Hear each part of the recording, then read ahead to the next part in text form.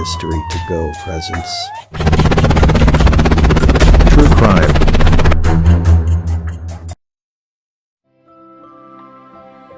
Die mexikanische Halbinsel Baja California. Ein beliebtes Urlaubsgebiet an der Pazifikküste mit einzigartiger Landschaft. Öde Wüstenstriche wie aus einem Westernfilm, umrandet von türkisfarbenem, glasklarem Wasser. An der Südspitze der Insel befinden sich die Orte Cabo San Lucas und San José del Cabo, kurz Los Cabos.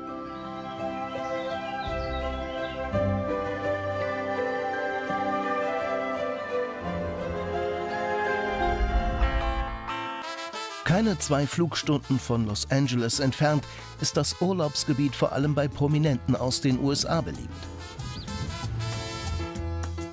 Mark Zuckerberg, Jeff Bezos oder Jennifer Aniston besitzen hier Grundstücke. In Ferienanlagen, die zu den teuersten der Welt gehören.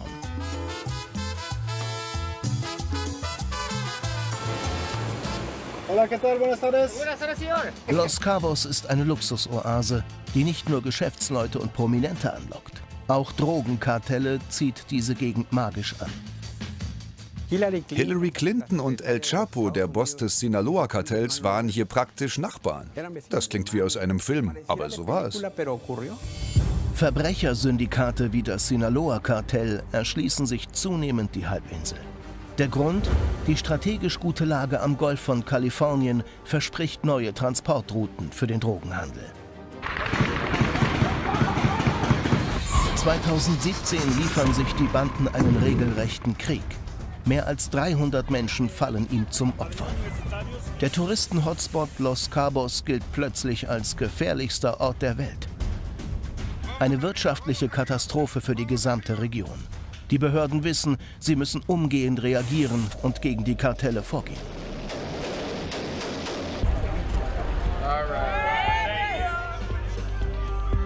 Zwei Jahre später hat sich die Lage beruhigt.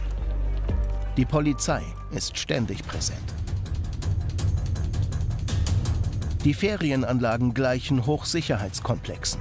Dort kann man wieder ausgelassen feiern. Ich fühle mich sicher. Sie tun alles, um die Hotelanlagen zu schützen. Eine geteilte Region.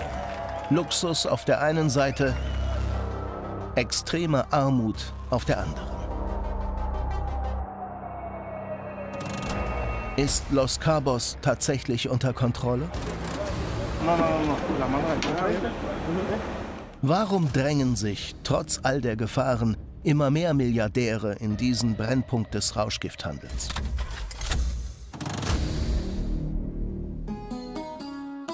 Im Hafen von Cabo San Lucas reihen sich die prächtigsten Yachten des amerikanischen Kontinents.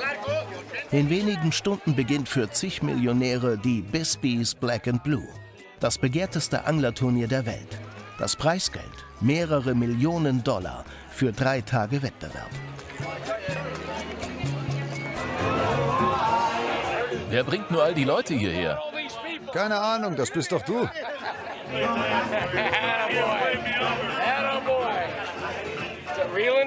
Sie werden dieses Jahr gewinnen. Ja, letztes Mal haben wir verloren. Jeder hier kennt Wayne Bisbee. Er veranstaltet das Turnier.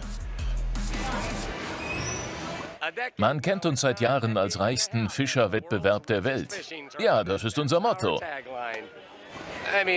Dieses Turnier ist nicht einfach ein Wettkampf, sondern eine Mission. Unsere Väter haben damit vor 40 Jahren angefangen. Mitte der 70er Jahre entdecken der Vater von Wayne Bisbee und eine Handvoll reicher Amerikaner die fischreichen Gewässer von Los Cabos und rufen das Turnier von Bisbee ins Leben. Was als freundschaftlicher Wettstreit beginnt, ist inzwischen das Mekka von Amateurfischern, vor allem der Allerreichsten. Allein die Teilnahmegebühr beträgt mehrere tausend $, pro Tag. Sie können sich dort hinten eintragen.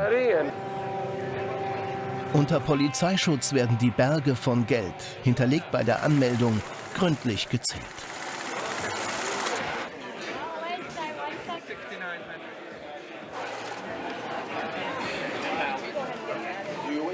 Und nochmal $300.000. Wir haben schon $3 Millionen zusammen. Das ist ein guter Start. Der Jackpot ist bei den 126 Teilnehmern heiß begehrt. Unter ihnen ist Alan Stewart, ein amerikanischer Geschäftsmann. Ihm gehören 4 Schiffe, die er ins Rennen schickt. Ich habe $127.000 bezahlt, um in allen Disziplinen konkurrieren zu können. Kommen Sie jedes Jahr? Ja, jedes Jahr. Und sie ist unser Glücksbringer. Ich bin sehr zufrieden. Wir sind schon seit 7 Jahren ein Team. Er hat schon den Hauptgewinn eingesackt. Wie viel hast du in den letzten Jahren gewonnen? Mehr als 1 Million. Er hat mehr als $1 Million gewonnen. Aber dieses Jahr will ich den Jackpot. Dank uns hat er sehr viel Geld gewonnen. In wenigen Stunden brechen die Teilnehmer zur großen Speerfischjagd auf. Derjenige, der den größten Fisch des Tages fängt, wird mit mehr als $1 Million belohnt. Im Morgengrauen verlassen die ersten Boote den kleinen Hafen von Cabo San Lucas. An vorderster Front Wayne Bisbee. Ich trage heute meinen Glücksbringer. Er fährt zur Mitte der Bucht und gibt den Startschuss. Doch zuerst ist noch Zeit für eine kleine Tradition. Ein Song von Meatloaf soll allen Teilnehmern Mut machen und Glück bringen.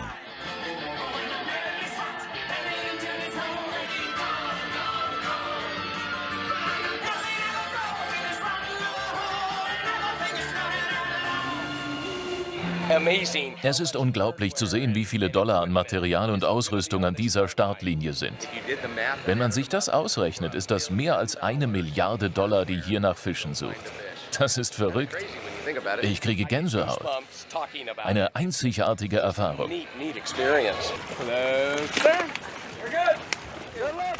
Das Sportangeln ist in der Region ein Millionengeschäft. 3, 2, 1. Vermassel es nicht, du hast nur eine Chance. Es geht los. Der Wettstreit beginnt. Viel Glück! Die Yachten kämpfen sich in das offene Meer. Sie haben nur 6 Stunden, um den Fisch zu fangen, der sie noch reicher machen soll. Los geht's. An Bord seiner Yacht gibt der kanadische Millionär Brian Wally Vollgas. Es ist wie der Startschuss zur Formel 1, aber zum Fischen. Brian Wally hat sein Vermögen mit Immobilien gemacht. Seitdem er im Ruhestand ist, reist er um die Welt und gibt sich seiner Leidenschaft hin. Der Jagd auf den blauen Marlin. Er wird bis zu 5 Meter lang und gilt mit einer Spitzengeschwindigkeit von bis zu 50 Kilometer pro Stunde als der schnellste Fisch der Welt.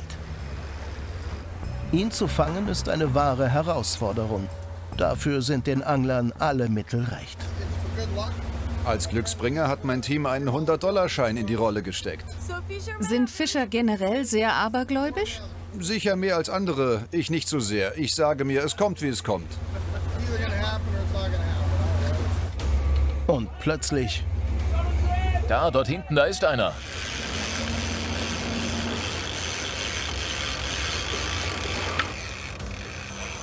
Wenn dieser Marlin mehr als 150 Kilo wiegt, kann Brian Wally auf den Jackpot hoffen.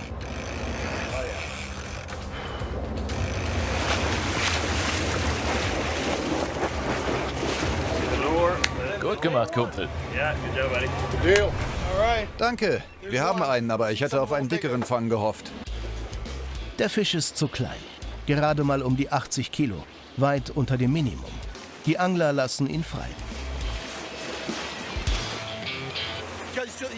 Sie müssen mehr als 150 Kilo wiegen und der ist weit davon entfernt. Aber ein guter Anfang, oder? Doch, ein sehr guter Anfang.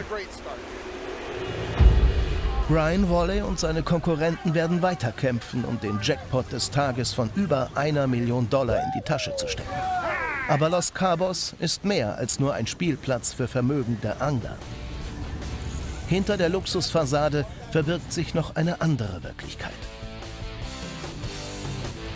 Das Gebiet ist Schauplatz eines erbarmungslosen Krieges zwischen den größten Drogenbaronen Mexikos.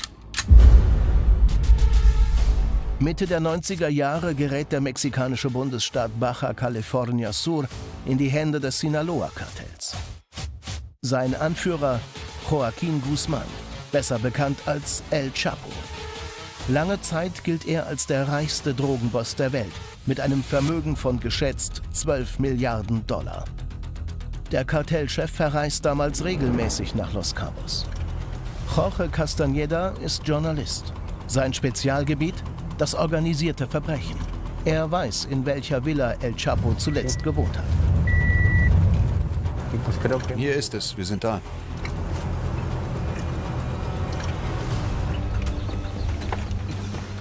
Vier Jahre lang lebt der Drogenboss inkognito in der 200 Quadratmeter großen Villa. Guten Tag, wir möchten uns das Haus ansehen. Folgen Sie mir. Das Anwesen wirkt wenig luxuriös. El Chapo empfängt hier heimlich seine Geliebten. Die Villa ist aber nicht zufällig gewählt. Bei einem Angriff kann er von hier aus problemlos flüchten. Wie Sie sehen können, diente diese Rutschbahn nicht nur dem Vergnügen im Pool. El Chapo konnte sich damit vor allem schnell in Sicherheit begeben. Am Ende dieser Rutsche musste er lediglich auf die Mauer klettern, um sich unter die Leute am Strand zu mischen, der direkt dahinter liegt. Von dort aus kommt man per Schiff in etwa 2 Stunden von Culiacán nach Sinaloa. Von der Villa aus steuert der Drogenboss seine Geschäfte. Niemand stellt seine Autorität in Frage. Und so kehrt wieder Ruhe in der Region ein. Doch am 8. Januar 2016 wendet sich das Blatt. Der mächtigste Drogenhändler der Welt, El Chapo, wurde in seiner Heimatregion im Nordwesten von Mexiko festgenommen. Nach langer Verfolgungsjagd nehmen die mexikanischen Sicherheitskräfte den einstmals mächtigsten Drogenboss in Sinaloa fest. Er wird an die USA ausgeliefert. Andere wittern ihre Chance. Das Kartell Jalisco Nueva Generación, eine der gewalttätigsten Organisationen Mexikos, will die Macht in Baja California Sur an sich reißen. 2017 entbrennt in der Region zwischen den Banden ein brutaler Krieg. Er fordert mehr als 300 Todesopfer innerhalb weniger Monate.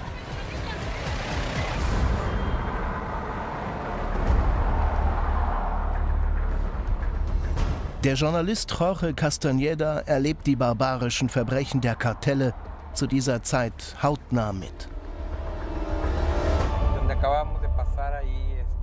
An der Stelle, an der wir gleich vorbeikommen, wurden 3 Menschen erschossen. Bewaffnete Banden haben an der Bundesstraße gerne Leichen aufgehängt und zur Schau gestellt. Am Flughafen erlebten wir den Gipfel der Gewalt. An einem Wochenende hatten die Kartelle mehrere Leichen aufgehängt. Nur wenige Meter von einem Schild entfernt, auf dem steht: Willkommen in Los Cabos. Deutlicher kann eine Warnung nicht sein. Seht her, diese Stadt gehört uns. Auch auf Unbeteiligte nehmen die Kartelle keine Rücksicht. Am 19. Februar 2017 werden 2 Menschen an einem beliebten Treffpunkt ermordet. Wir sind am Aussichtspunkt Mirador de Costa Azul. Das ist ein symbolträchtiger Ort für Los Cabos. Abends kommen die Menschen her, um ein Gläschen zu trinken. An jenem Sonntagmorgen fand man hier 2 Leichen mit Schusswunden. Eine von ihnen war der Neffe des Generalsekretärs von Baja California Sur. Zu dieser Zeit gilt Los Cabos als gefährlichste Region der Welt. Obwohl dem Drogenkrieg kein Amerikaner zum Opfer fällt, setzen die USA den Bundesstaat Baja California Sur auf die schwarze Liste der Orte, die es zu meiden gilt. Urlauber fliehen und Investoren packt die Panik. Eine wirtschaftliche Katastrophe für die Region, die hauptsächlich vom Tourismus lebt. Die Behörden ernennen einen Mann, der die Ordnung in Los Cabos wiederherstellen soll. Alvaro de la Pena, 45 Jahre alt, Generalsekretär von Baja California Sur. Alles klar? Seit 3 Jahren kämpft er an vorderster Front gegen die Kartelle.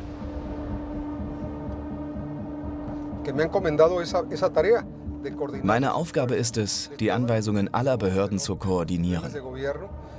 Nur so können wir wirksam gegen das organisierte Verbrechen in der Region vorgehen. Eine Mission, mit der es de la Pena auf die schwarze Liste der Kartelle gebracht hat. Haben Sie keine Angst? Wissen Sie, Angst muss man kontrollieren. Jeder hat Angst. Man darf sich von diesem Gefühl nicht überwältigen lassen.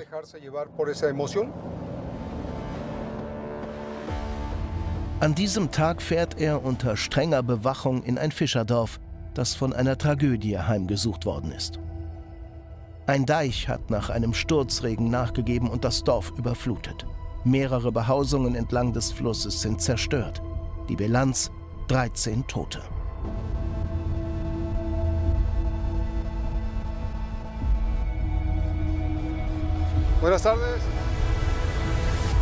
Um die Kartelle zu bekämpfen, brauchen die Bewohner schnell Hilfe, so de la Pena. Guten Tag, wie geht es Ihnen? Alvaro de la Pena, freut mich. Denn wenn er sich nicht darum kümmert, werden es die Drogenhändler tun. Das ist für Sie. Wir sind für Sie da. Sie sind in dieser Situation nicht allein. Die Dorfgemeinschaften, die vom Fischfang leben, werden von den Drogenhändlern oft zum Transport von Rauschgift gezwungen. Es freut mich, Sie kennenzulernen. Wie fühlen Sie sich? In dem Haus hat das Hochwasser alles zerstört. Kommen Sie, schauen Sie hier. Die Eigentümerin glaubt nicht an die Versprechen der Behörden, die seit Monaten mit dem Wiederaufbau beginnen wollen. Wie soll sich so je etwas an unserer Situation verbessern? Es kostet mich und meine Familie eine Menge Energie, uns jeden Tag durchzuschlagen. Verstehe. Ich mag es, wenn Menschen wie Sie die Dinge klar benennen. Ich verspreche Ihnen, es wird nicht bei leeren Worten bleiben. Wir werden eine Lösung finden. De la Pena und seine Mitarbeiter verteilen Geschenke. Eine vor allem symbolische Geste angesichts der elenden Situation. Alle Probleme sind miteinander verbunden. Die Unsicherheit und die Armut. Diese Dinge sind in unserer Gesellschaft eng miteinander verstrickt. Um das organisierte Verbrechen zu bekämpfen, holt sich de la Pena auch das Militär zu Hilfe. Und er fährt schwere Geschütze auf.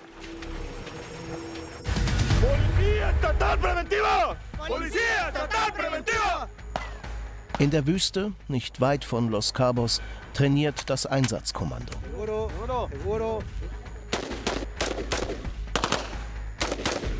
Das ist die neue Eliteeinheit, die der Generalsekretär von Baja California Sur ins Leben gerufen hat. Über 400 Männer mit einem Ziel: Drogenbanden aufspüren und festnehmen. Sie sind darauf spezialisiert, Gebäude zu stürmen und Geiseln zu befreien.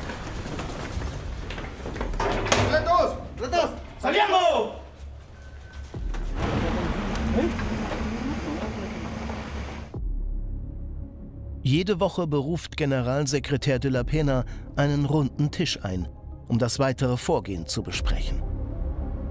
Mit dabei sind Militär, Marine, Polizei und Geheimdienst. Vielen Dank für Ihr Kommen. Ich schlage vor, wir sprechen über die aktuelle Lage. Auch der Vorstand des Koordinationsrates von Los Cabos, Julio Castillo, ist anwesend. Wir werden gemeinsam Bilanz aus den letzten Maßnahmen ziehen, die wir ergriffen haben. Das Gremium existiert seit 2017, nachdem die mächtigsten Hotelverbände Druck gemacht hatten. Ihre Hauptmission lautet: amerikanische Investoren beruhigen. Wir sind vor allem daran interessiert, unsere Region existenzfähig zu machen. Wir arbeiten daran, dass sie dem Anspruch der Touristen entspricht: sicher ist, geordnet, sauber. Alles, was dies in Gefahr bringen könnte, müssen wir regeln und Lösungen dafür finden.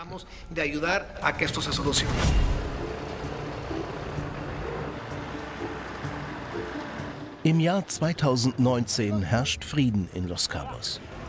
Die Straßen wirken sicher und die Ordnungshüter zeigen sich demonstrativ präsent, zur großen Zufriedenheit der amerikanischen Touristen.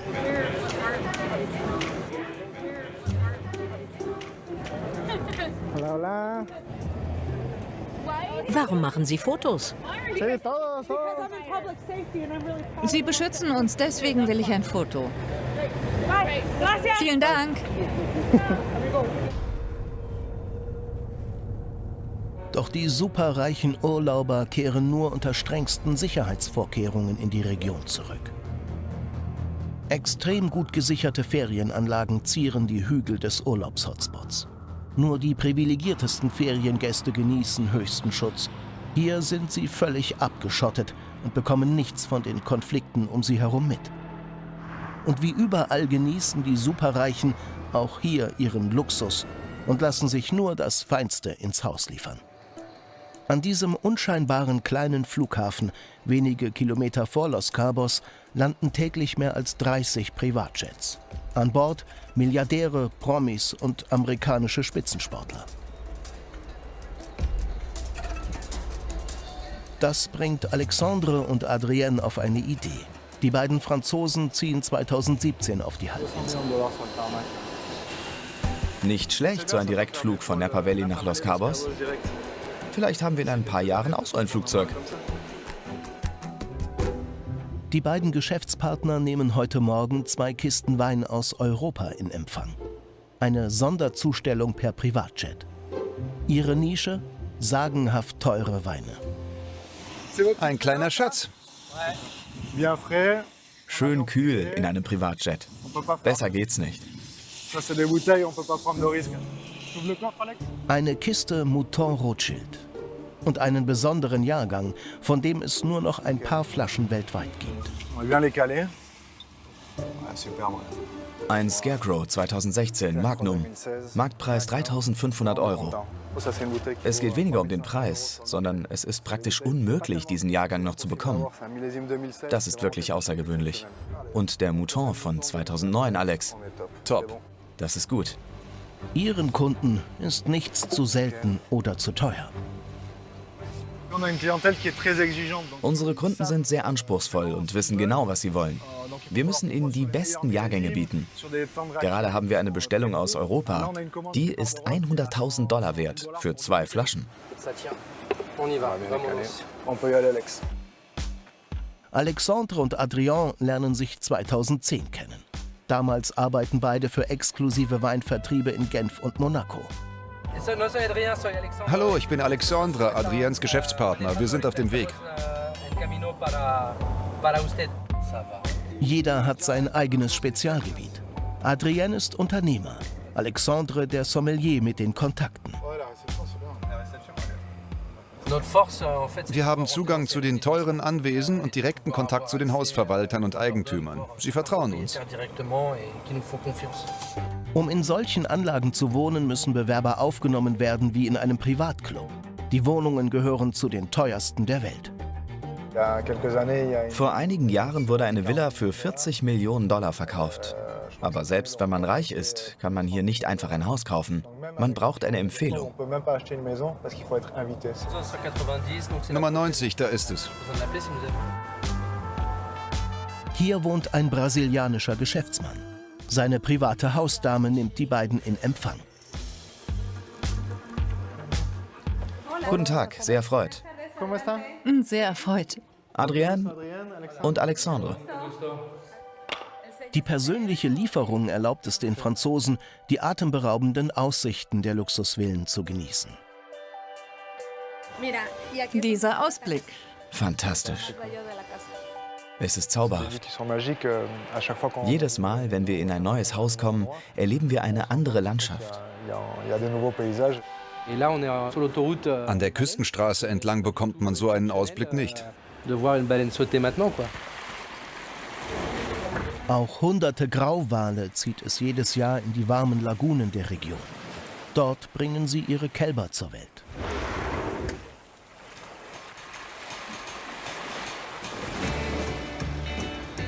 Nicht weit entfernt haben auch die beiden Franzosen ihr kleines Paradies gefunden.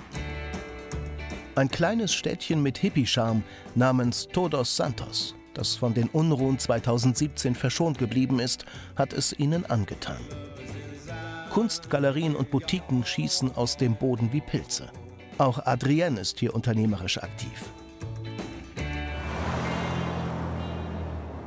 Hier habe ich ein Hotel eröffnet. Und hier fahren wir an meinem Restaurant vorbei. Und hier ist El Jardin. Es ist toll. Man muss nur zuverlässige Angestellte finden. Adrienne hat die Unsicherheit in der Region nie gespürt. Er genießt den zeitlosen Charme von Baja California Sur. Auch amerikanische Touristen strömen dank der Sicherheitsmaßnahmen wieder in Scharen nach Los Cabos.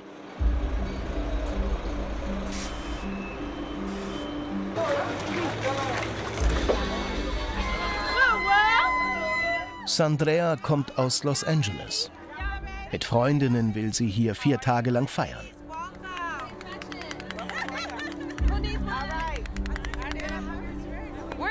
Wir wollen eine gute Zeit haben, uns entspannen. Einige von uns sind Mütter, andere Geschäftsfrauen oder haben ihren Abschluss gemacht. Wir wollen uns hier ausruhen und einfach richtig Spaß haben. Sie können im Bus machen, was Sie wollen. Machen Sie ruhig Ihre Musik an. Schon am Flughafen umsorgen die Hotelangestellten die ankommenden Gäste. Für die Kneipen und die Tanzclubs laufen die Geschäfte gut im Moment. Die öffentliche Sicherheit ist hier wieder zu 100% hergestellt.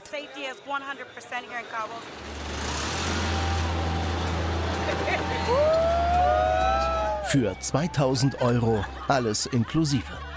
Die Amerikanerinnen verbringen ein verlängertes Wochenende im Rio, einer der abgesicherten Hotelanlagen an der Küste.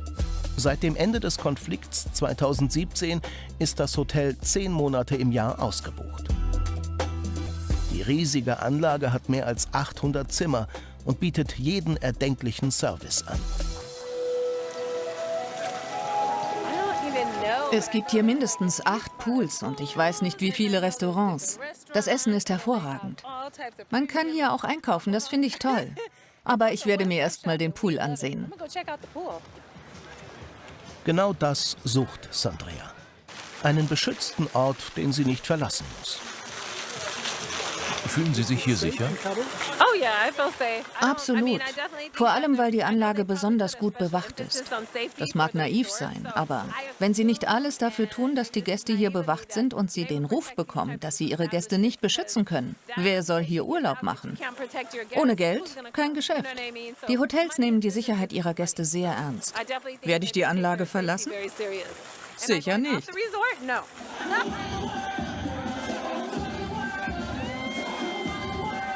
Gigantische Poolpartys.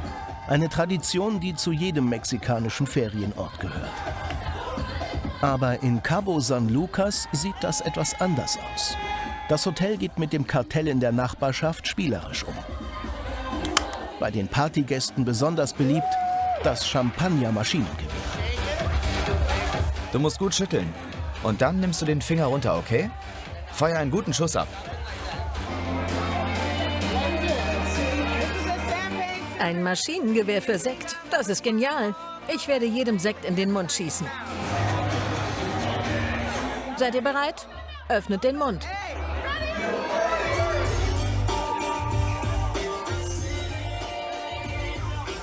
Die Touristen fühlen sich innerhalb der Hotelmauern sicher. Sie amüsieren sich mit ihren Spielzeugwaffen. Unter der Sonne von Baja California Sur fallen nur Ortsansässige den Banden zum Opfer. Und die Kartelle halten Los Cabos noch immer fest umklammert. Außerhalb der Touristen-Hotspots, in einem abgeschiedenen Hotel, packt eine ehemalige Dealerin des Sinaloa-Kartells aus. Sie arbeitet damals für El Chapo. Deckname Patricia. Aus Sicherheitsgründen will sie unerkannt bleiben. Vor 3 Jahren wird sie Opfer der Lynchjustiz. Ein rivalisierendes Kartell schießt auf sie. 7 Kugeln treffen ihren Körper. Hier sind 2 Kugeln durch meine Lunge durch, 3 in meine Arme und in die Schulter. Eine Kugel steckte in meinem Hals, die hier, die hinter meinem Ohr hineinging. Es wurde wieder angenäht. Eine weitere Kugel ging durch den Kopf und kam wieder heraus. Nach einer Woche im Koma entrinnt die 28-Jährige dem Tod wie durch ein Wunder. Ich wusste, früher oder später würde es mir an den Kragen gehen. Man endet entweder tot oder im Gefängnis. Trotz ihres Schicksals bereut Patricia nicht, Teil von El Chapos Kartell gewesen zu sein. Dem Drogenhandel hat sie viel Geld zu verdanken. Sie haben mir die Arbeit angeboten. Ich musste immer bereit sein. Ich habe vor allem Crystal Meth verkauft, aber auch reines Kokain.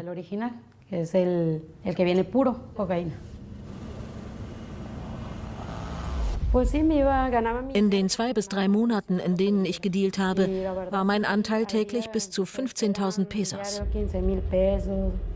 Umgerechnet etwa 600 € für einen einzigen Tag Arbeit. In Mexiko ist das für viele ein Monatslohn. Die ehemalige Dealerin erklärt, das Sinaloa-Kartell habe nie etwas von seinem Einfluss in der Region eingebüßt, anders als die Behörden behaupten. Die Bosse sind immer in der Nähe von Cabo, weil die Ausländer hier viel Geld lassen. Der Drogenhandel wird nicht aufhören. Selbst wenn viele Menschen getötet werden, bleibt das System erhalten. Und die Drogen sind weiter im Umlauf. Ein immer noch intaktes System. Die Waffen mögen aus den Straßen verschwunden sein, aber der Drogenhandel boomt nach wie vor. Die Clubs von Cabo San Lucas. An diesem Abend verlassen einige Touristen ihre Hotelanlage und stürzen sich ins Nachtleben. Ein lukrativer Markt für die Drogenkartelle.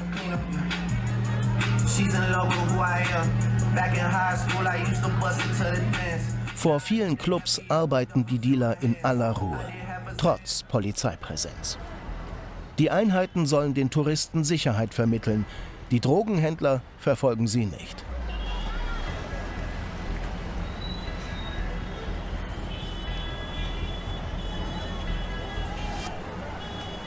Unbeeindruckt von der Polizei lässt ein Dealer, hier im Hintergrund, einen Partygast sein Kokain probieren, mitten auf der Straße.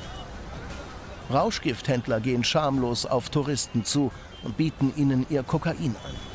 Was ist das? Kokain. Ein Dealer spricht offen über das System. Kokain? Sie suchen Kokain? Ja, aber die Polizei ist da vorne. Keine Angst. Ich bezahle Sie, um hier zu sein. Überhaupt kein Problem. Ich besteche die Polizei. Der Mann brüstet sich damit, wie er die Ordnungshüter schmiert. Sie bestechen die Polizei? Ja, wir schmieren sie ständig. Da gibt es überhaupt keine Probleme, das verspreche ich. Möchtest du probieren? Wenn du es nicht magst, zahlst du nicht. Was ist das? Gutes Kokain.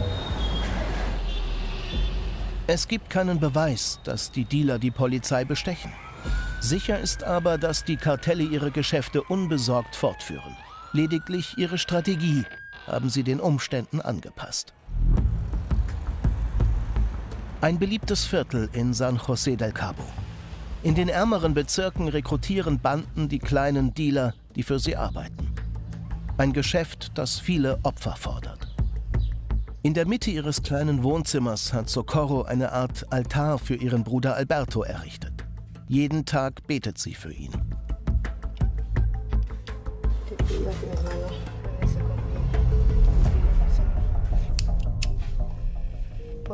Bete für meinen Bruder, Heilige Maria. Ich bitte dich, beschütze ihn, wo auch immer er ist.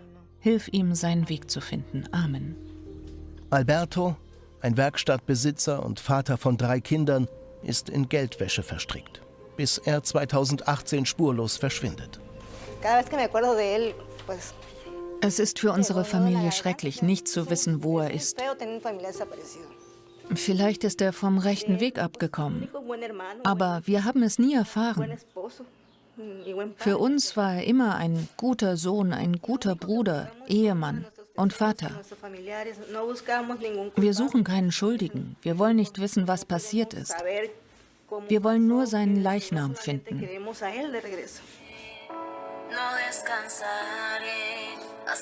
Menschen verschwinden spurlos. Eine gängige Methode der Kartelle, lästige Störenfriede loszuwerden.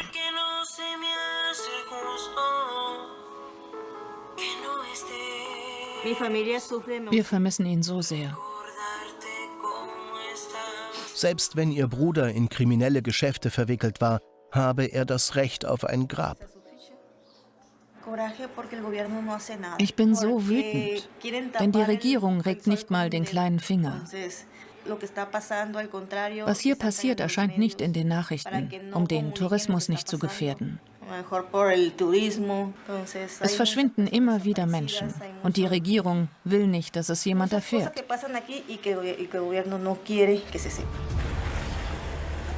Die vermissten Fälle stören die Behörden nicht, denn sie treiben die Kriminalitätsrate statistisch nicht in die Höhe. Jeden Sonntag macht sich Socorro auf den Weg und trifft Menschen, deren Angehörige ebenfalls wie vom Erdboden verschluckt sind.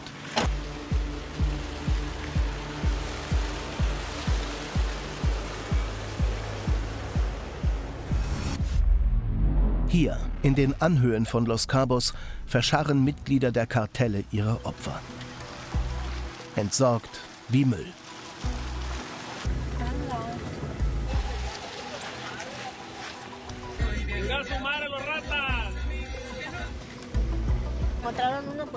Einmal haben wir hier einen Leichnam gefunden und dort drüben noch einen.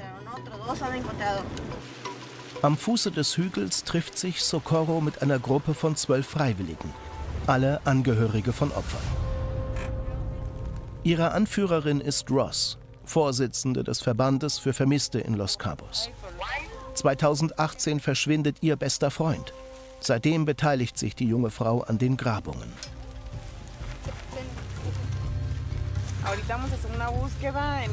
Heute konzentrieren wir uns auf die Suche in diesem Bereich. Wir haben hier schon Schädel gefunden. Wir wollen herausfinden, ob es hier ein Massengrab gibt. Da sind noch Schaufeln. Wir fangen hier drüben an. Kommt mit.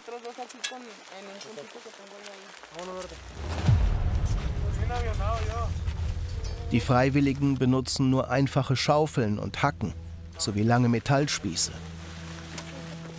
Ihr wichtigstes Werkzeug, um Leichen aufzuspüren. Wir stechen in die Erde, um zu sehen, ob wir auf etwas stoßen. Dann prüfen wir, ob es nach Verwesung riecht. Da ist nichts, das ist normal.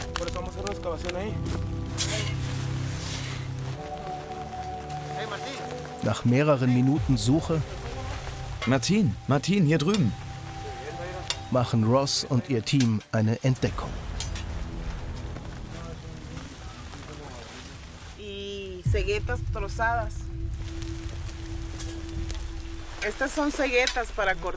Das ist eine Säge. Die liegt hier nicht einfach so. Hier ist man mit ungeheurer Brutalität vorgegangen. Es sieht ganz nach Folter aus.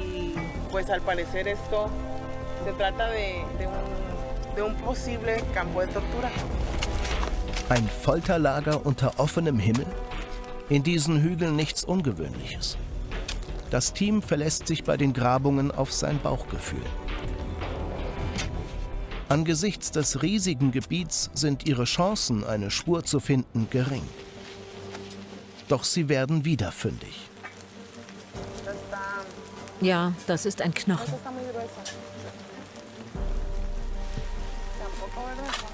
Er wird in ein Labor eingeschickt, in der Hoffnung, DNA-Spuren eines Vermissten zu finden. Angehörigen sagen zu können, dass wir einen Vermissten gefunden haben, ist für uns eine große Belohnung. Wenigstens wissen sie dann, wo er ist. Das ist unsere Aufgabe, ganz gleich, in welchem Zustand wir ihn finden. Dank der mühevollen Kleinarbeit der Freiwilligen können die Behörden bislang 500 Leichen identifizieren und den Angehörigen zumindest Gewissheit verschaffen. Im Bundesstaat Baja California Sur geht die Gewalt der Kartelle ungehindert weiter.